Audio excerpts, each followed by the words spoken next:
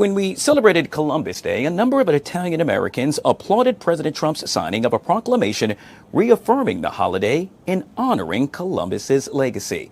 In recent years, however, many states and cities have ignored Columbus Day and instead celebrated Indigenous Peoples Day. Our next guest says it doesn't necessarily have to be that way.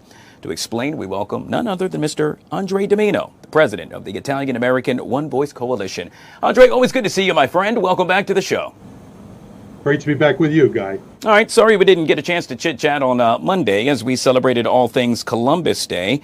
For folks that are really crawling from under a rock for the first time and really hearing about, obviously, all the amazing things that the Italian American One Vote Coalition happens to do tell. Could you explain? Sure, absolutely. The Italian American One Voice Coalition is a nationwide organization, nonprofit, and our sole purpose is to defend Italian American heritage and culture from stereotyping and denigration, and of course, defending our iconic symbol, Christopher Columbus. So that's what we do all the time.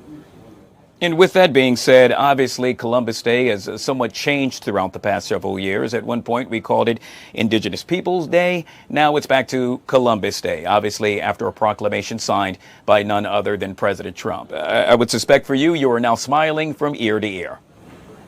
Yes, absolutely. We were very pleased that the president lived up to his promise and made that plain, very clear declaration about Columbus Day.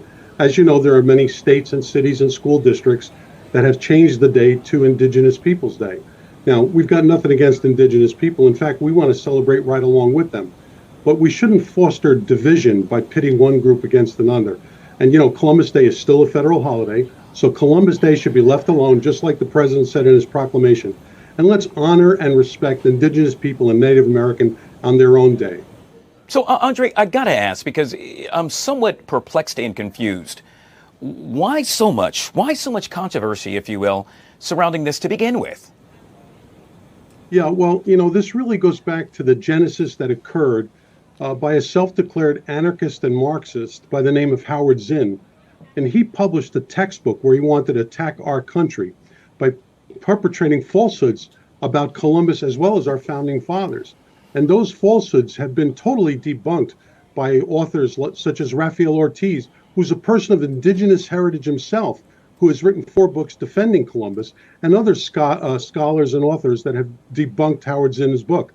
But unfortunately, that book is still being used in school. So we have generations of people now that have been just filled with these falsehoods about Columbus. And that's really where these attacks, where it was really started. And, you know, over recent years, we've seen that move to go to Indigenous Peoples Day.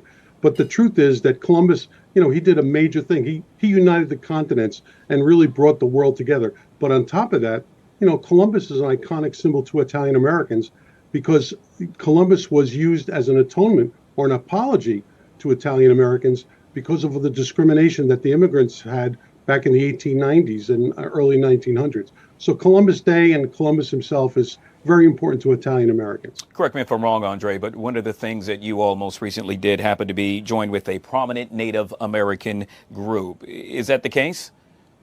Yeah, absolutely. That was really a milestone alliance that we formed. You know, it's the organization is called the Native American Guardians Association. And their motto is educate, don't eradicate.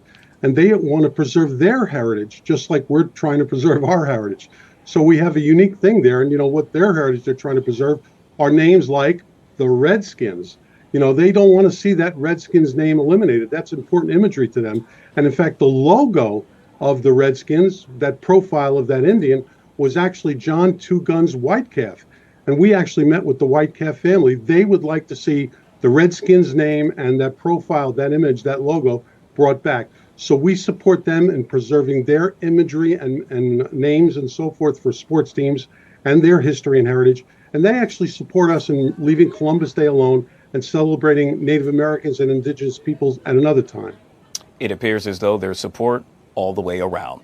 Yet again, we have been speaking with Mr. Andre DiMino, the president of the Italian American One Voice Coalition, joining us right here on the Fox 5 Live Zone. Always good to see you, my friend. Thank you so much for joining us on the Live Zone. Thanks for seeing you again, Guy. Thank you. You bet.